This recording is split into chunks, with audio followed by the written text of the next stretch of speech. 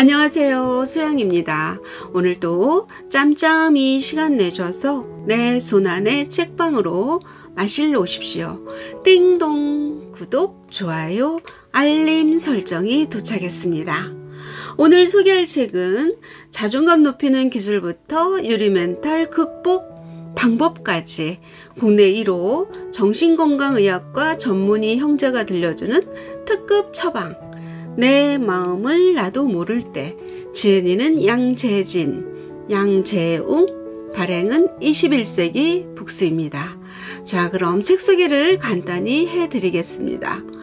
많은 유명인들이 우울증이나 공황장애를 고백하면서 정신건강의학과에 대한 거부감은 과거에 비해 상당히 개선됐다. 하지만 여전히 사람들은 진로 기록이 해가 될까봐 정신과에 가기를 꺼린다. 몸이 아플 때는 바로 병원으로 달려가면서도 눈에 보이지 않는 마음의 상처는 장시간 무시하고 넘어가는 것이다. 샌드박스 네트워크에서 제작 중인 유튜브 채널 양브로의 정신세계 크리에이터로도 활동 중인 양재진, 양재웅 저자는 상담받을 용기를 내지 못하는 사람들을 위해 비대면 정신 상담을 시작했다. 신간 내 마음을 모를 때는 유튜브 채널에서 다룬 사연과 심리 상담 앱 마인드 카페의 사례를 바탕으로 현대인이 가장 많이 고민하는 40가지 주제에 대한 실질적인 처방을 담았다. 마치 두 전문의와 직접 만나 대화하듯 진행되는 상담 안에는 의학적인 처방뿐만 아니라 인생의 선배로도 전하는 따뜻한 한마디도 녹아있다. 어떻게 나 자신을 좋아할 수 있을까요? 혼자 있으면 외롭고 둘이 있으면 괴로워요 등 내면의 걱정을 다스리는 방법과 유리멘탈, 무력감, 불안장애, 강박증, 자의식, 과잉, 조종욕구, 인격장애 등 여러 문제에 대한 상세한 설명은 세상을 살아가는 데 필요한 보다 넓은 시야각을 제공한다. 책을 읽다 보면 내 이야기처럼 공감되기에 마음 깊이 묻어둔 상처가 다시 불켜줄 수도 있다.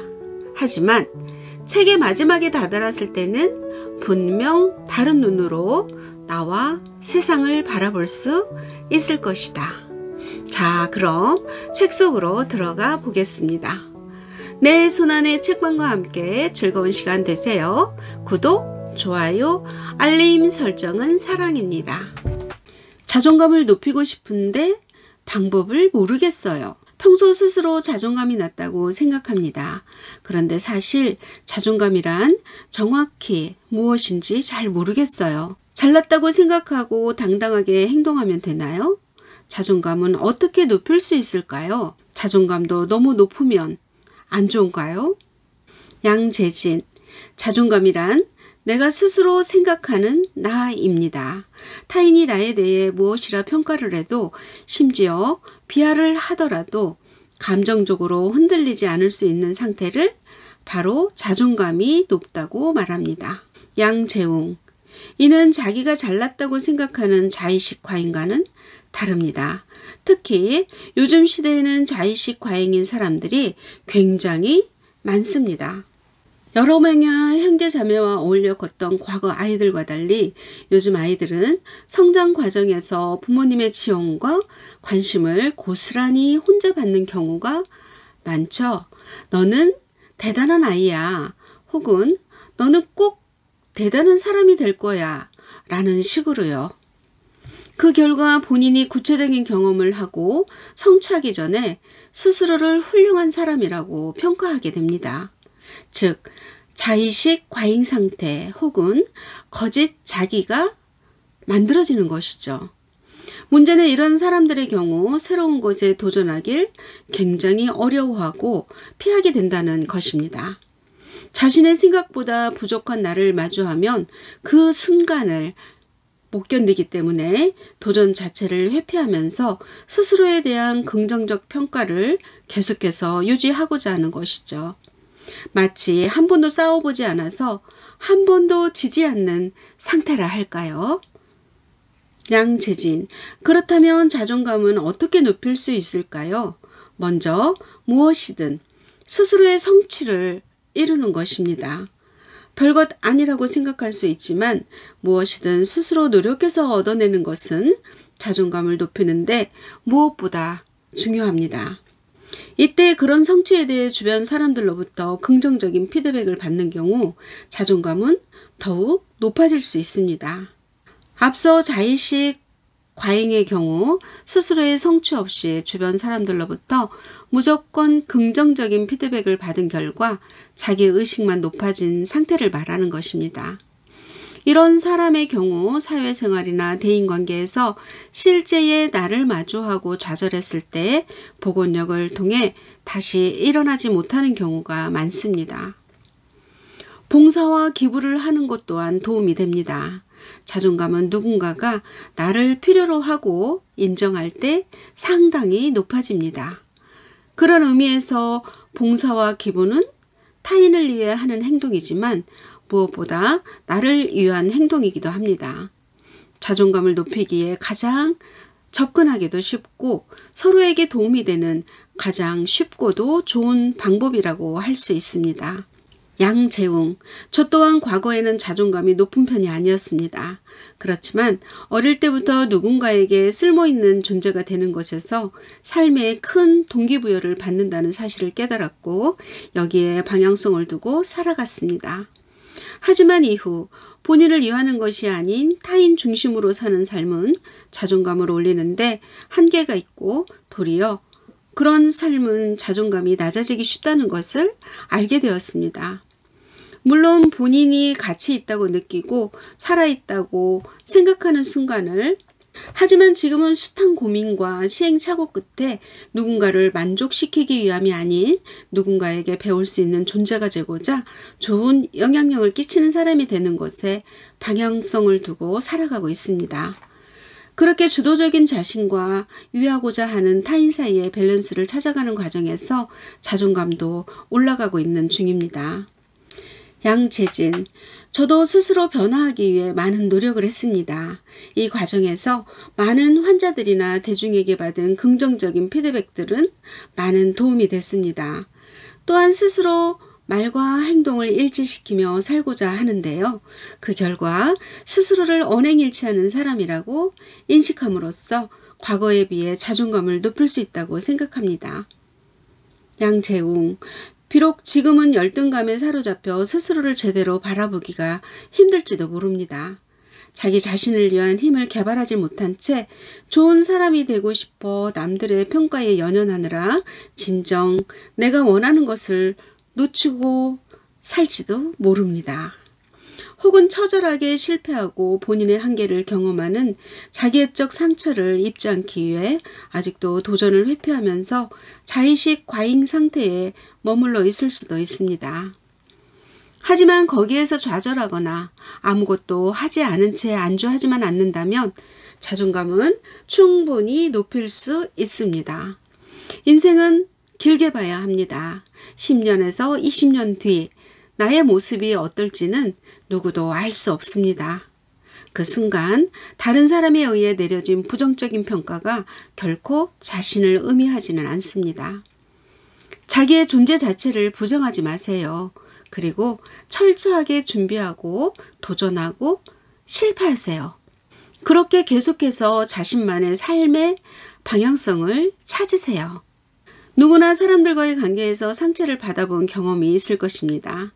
나와 잘 맞지 않는 사람 혹은 나의 가치를 잘 알아주지 않는 사람과 가까이 지내게 되면 우리는 때때로 그들이 평가하는 나의 모습이 실제 나의 모습이라고 착각하기도 합니다. 그러나 어떤 상황에서도 나 자신만큼은 스스로의 편이 돼주세요. 내가 싫고 밉고 한심하게만 느껴진다면 나의 작은 것들로부터 사랑하고 존중해주는 연습을 했으면 합니다. 그리고 자신이 낮춰지는 관계에서 고통받고 있다면 아예 끊어내거나 그것이 어렵다면 잠시나마 거리를 두는 것이 좋습니다. 다른 사람과 건강한 관계를 맺기 위해 자존감이 중요한 만큼 자존감을 높이기 위해 좋지 않은 관계를 끊어내는 것도 중요합니다. 폭식증과 다이어트의 무한 반복. 나를 사랑하고 싶어요. 어릴 때부터 외모 지적을 많이 받으며 자랐습니다. 다이어트에 성공하기도 했지만 건강 이상과 함께 심각한 요요를 반복했고요. 이제 신장이나 난소질환까지 건강은 다 망가졌고 스트레스를 받으며 음식을 마구 먹고 토하기를 반복합니다. 있는 그대로의 나 사랑할 수 있을까요? 양채진. 식이장애의 대표적인 두 유형에는 폭식증과 거식증이 있습니다.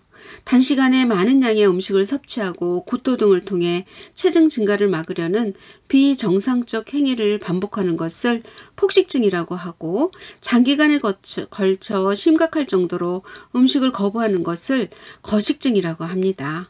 식욕 억제제를 섭취하거나 변비약으로 장애 운동을 촉진시키는 방법으로 약에 의존한 다이어트를 할 경우 장의 기능을 상실하는 등의 심각한 건강 이상이 생길 수밖에 없습니다.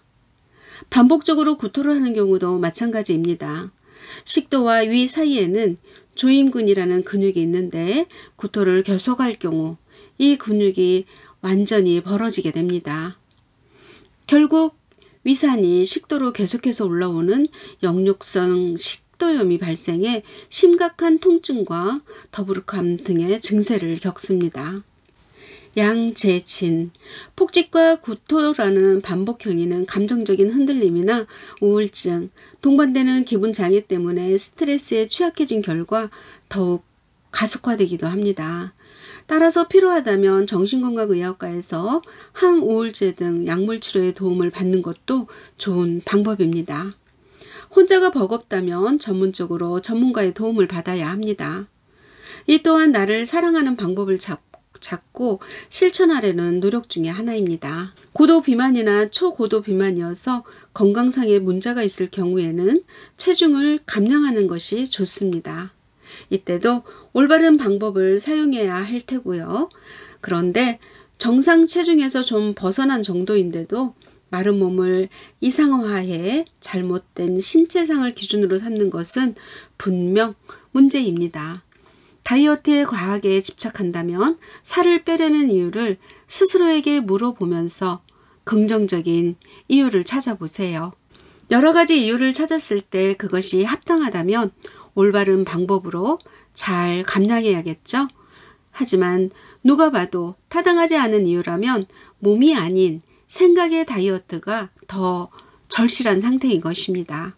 나를 사랑하는 방식을 몇 가지로 규정할 수는 없지만 외적으로만 지나친 관심이 사랑이 아니라는 것은 분명합니다. 나를 사랑하는 법은 내가 가장 잘 압니다. 잘 실천하지 못할 뿐이죠. 무엇이 나를 사랑하는 것이고 그렇지 않은 것인지를 스스로 명확하게 생각해보고 단 한 번이라도 실천해보세요. 물론 말처럼 쉽지는 않을 것입니다. 하지만 극복한 사람들은 분명 있고 그 시각은 나에 대한 이해와 변화를 위한 작은 실천입니다. 이를 위해 스트레스를 받았을 때보다 건강하게 해소할 수 있는 방법부터 찾아봤으면 합니다. 그것부터 연습하고 훈련하고 실행하려고 노력해 보세요. 외모가 예뻐지면 나를 사랑하게 될까요? 나를 먼저 사랑해야 외모에도 변화가 찾아옵니다.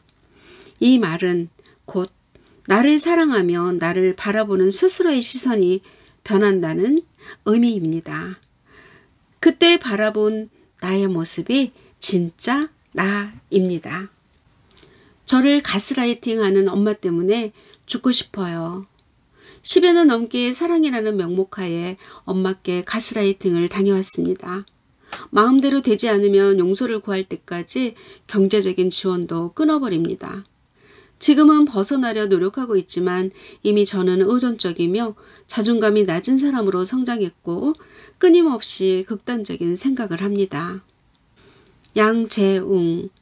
가스라이팅이란 다른 사람의 심리나 상황을 교묘하게 조작해 스스로를 의심하게 하고 자기 확신을 잃게 만드는 것을 말합니다. 결국 현실 감각을 상실시키고 판단력을 잃게 함으로써 상대에 대한 지배력을 강화하는 것이죠. 이는 연극, 가스 등에서 유래한 용어입니다. 남편은 아내가 이모로부터 받은 유산을 빼앗기 위해 아내가 스스로를 비정상적인 존재로 여기게끔 쇠뇌시킵니다. 남편은 이모의 보석을 찾아 다락방을 뒤질 때마다 집안 가스등의 조도를 조금씩 낮추는데요. 주위에 그 누구도 이를 믿어주지 않고 아내는 점점 자신이 미쳐가고 있다고 믿기 시작합니다. 결국에는 이를 수사하던 형사가 아내의 말이 사실이라는 것에 동조해주면서 아내는 다시 스스로에 대한 확신을 찾습니다. 자녀를 의도대로 조종하려는 욕구가 굉장히 강하고 그로부터 자녀가 고스란히 조종을 받아왔을 경우 가스라이팅을 당했다고 말할 수 있습니다. 주변 사람들 간의 원활한 소통을 막고 궁극적으로 자립을 고립시키는 사람과는 그 주체가 부모님이라 해도 결코 건강한 관계를 맺을 수 없죠. 그러나 가스라이팅을 당한 것과는 별개로 무조건적인 사랑과 지원을 주지 않는 부모님을 손가락질할 수는 없습니다. 따뜻한 말로 조건 없는 응원과 지지를 보내주는 부모님이라면 좋겠지만 부모님도 부모이기 이전에 한 사람이기에 개인의 가치관에 따라 다를 수밖에 없습니다. 그런 만큼 경제적인 지원을 하는 이상 자녀의 인생의 지분을 요구할 수는 있는 것이고요. 이 부분은 어느 정도 인정이 필요합니다. 그러므로 부모님의 가스라이팅으로부터 벗어나기 위한 노력에는 현실적인 독립도 분명 필요합니다. 자신이 부모님에게 기대하는 모습과 현실 사이의 간극이 결국 분노로 이어지고 있는 것은 아닌지 고민해 봐야 합니다. 양재진, 앞서 이야기했듯이 부모님과 자녀 사이의 신체적, 정신적, 경제적 독립 중 가장 중요한 것은 경제적 독립입니다. 경제적 독립이 돼야만 비로소 정신적 독립도 이뤄집니다. 부모님이 경제적 지원을 끊었을 때 용서를 구하는 행위를 반복한다면 자신을 조종할 수 있는 조건과 상황은 이미 명확하게 밝혀진 것입니다. 상대를 조종하려는 성향이 강한 사람이라면 당연히 이를 활용할 테고요. 만약 그런 성향을 가진 부모님에게 계속 경제적 지원을 받고자 한다면 결국 같은 상황이 반복될 것입니다. 정말 부모님으로부터 벗어나고자 한다면 먼저 경제적으로 독립해야 합니다. 부모님과 나를 분리해서 한 개체로서 독립하려는 노력을 기울여야 합니다. 자녀라고 해서 부모님이 바라는 바 모두를 반드시 따를 필요는 없습니다. 양재웅, 누군가 나의 인생을 함부로 속단하거나 헤집어 놓을 수 없게 하려면 그들의 사랑과 안락함 또한 어느 정도 포기해야 합니다. 그리고 그들과 거리를 둠으로써 갖게 되는 불안감과 죄책감을 견뎌내야 합니다. 한편으로는 자신에 대한 분노가 부모님에게 투사되고 있지 않은지도 스스로 살펴볼 필요가 있습니다. 부모님으로부터 벗어나고 싶으면서도 곁을 떠나지 못한다면 인정받고 싶어하는 욕구가 있는 것으로도 해석할 수 있습니다. 그리고 어쩌면 부모님뿐만 아니라 나에게도 사람이나 상황을 조종하려는 성향이 있어서 그 부분이 부딪히는 것일 수도 있습니다. 양재진, 부모님이 만들어 놓은 세계가 세상의 전부는 아닙니다. 그 세계 안에서 괴로워하며 극단적인 선택을 떠올리지 마세요. 부모님과 함께하는 삶 아니면 죽음, 두 가지 선택만 있는 것이 아닙니다. 부모님으로부터 건강하게 벗어나서 자신의 삶을 찾는 방법은 얼마든지 있습니다. 그 틀에서 벗어나세요. 지금까지 살아온 세계 너머를 보세요. 만약 혼자만의 힘으로 역부족이라면 반드시 전문가의 도움을 받길 바랍니다. 상대가 나에게 전해주는 메시지에서 한 발짝 물러나서 둘 사이의 관계를 계속해서 객관적으로 점검하는 자세가 필요합니다. 학교 폭력 이후 괜찮은 줄 알았는데 전혀 괜찮지 않습니다. 짧다면 짧은 한 달간의 괴롭힘과 한 달간의 후유증, 선생님은 상황을 제공하곤 방관했고 2달 동안 극심한 스트레스로 건망증과 탈모, 구토에 시달렸습니다. 이제는 괜찮은 줄 알았는데 가까운 사람에게 이야기를 하다 여전히 괜찮지 않다는 것을 알아버렸습니다. 양재진, 힘든 일을 겪었을 때 이를 해결하는 방법은 저마다 다릅니다. 감히 손도 댈 수 없을 만큼 너무 힘든 일을 겪으면 전혀 괜찮지 않으면서도 스스로를 괜찮다고 속이고 이를 묻어두려는 사람들도 있죠. 나이가 어리거나 해결할 수 있는 실질적인 방법이 없는 경우는 더욱 그런 경향이 있습니다. 이때 누군가와 대화를 하는 과정에서 수면 밑에 묻어뒀던 진짜 나의 감정을 깨닫는 경우가 있습니다. 일종의 환기 효과가 일어난 것이죠. 이는 회복을 위해 반드시 거쳐야 하는 과정입니다. 괜찮다고 묻어둔 채로 그냥 시간이 흐르면 내 안에는 상처받는 아이가 그대로 존재하게 됩니다. 어린아이가 넘어져 올 때 보통 어른들은 괜찮아, 별것 아니야 라고 이야기합니다. 아이가 놀라지 않게 다독여주기 위한 말이죠. 하지만 이 말에 울음을 그친 것을 본 경우 아이가 나중에 아프고 힘들다고 했을 때도 어른들은 똑같은 반응을 할 가능성이 큽니다. 일종의 잘못된 학습이 일어난 것이죠. 괜찮지 않은 것에 대해서는 괜찮지 않다고 어른으로서 충분히 공감을 해줘야 함에도 괜찮다고 하면 괜찮아질 것이라는 잘못된 지도를 하는 것입니다. 이 경우 아이가 어디에도 마음을 둘 곳이 없어질 것은 당연합니다. 학교폭력은 심하게는 생명의 위협까지 느끼게 합니다. 그런 학교폭력 앞에서는 누구든 괜찮지 않은 것이 너무나 당연합니다. 누가 무엇이라 하든 내가 괜찮지 않으면 안 괜찮은 것입니다. 힘들다면 충분히 힘들어해도 됩니다. 이미 도움을 청했지만 도움을 받지 못할 경우 상처와 무력감은 더욱 배가 될 수밖에 없습니다. 하지만 힘들더라도 다시 용기를 내서 혼자 묻어두지 말고 주변에 알려 도움을 청해야 합니다. 꼭 부모님이 아니더라도 주위에 좋은 어른들은 분명히 있습니다. 미성숙한 어른은 시야 밖으로 밀어두고 이야기를 나눠줄 사람을 찾아 나서야 합니다. 분명 나를 따뜻하게 포옹해줄 좋은 어른들이 있습니다. 마음의 벽을 쌓아놓은 상태로 막연히 가만히 있으면 아무도 다가올 수 없고 나의 이야기를 건넬 기회는 영영 오지 않습니다. 그 누구도 나의 이야기를 알 수 없고 손 내밀어 줄 수 없습니다. 시도하지 않으면 실패할 일도 없겠지만 나아지지도 않습니다. 학교 폭력으로 고통받고 있다면 거듭될 시행착오를 두려워하지 말고 정말 괜찮아지기 위해 더 나은 내가 되기 위해 도움의 손길을 내미세요. 자, 여기까지입니다. 여전히 많은 사람들이 치료에 첫 발을 떼기를 두려워합니다. 도움이 필요한 상태라는 것을 깨닫지 못하기에 손조차 내밀지 못하고 하루하루 고통 속에 살아가며 누군가의 어숫잖은 충고로 더 큰 상처를 받으신 적 있으신지요? 이 책 말미에는 정신건강의학과를 둘러싼 진실 혹은 오해를 세부적으로 안내하고 있습니다. 마음속 깊은 상처를 아직 치유받지 못하셨다면 한번 읽어보십시오. 큰 도움이 되실 겁니다.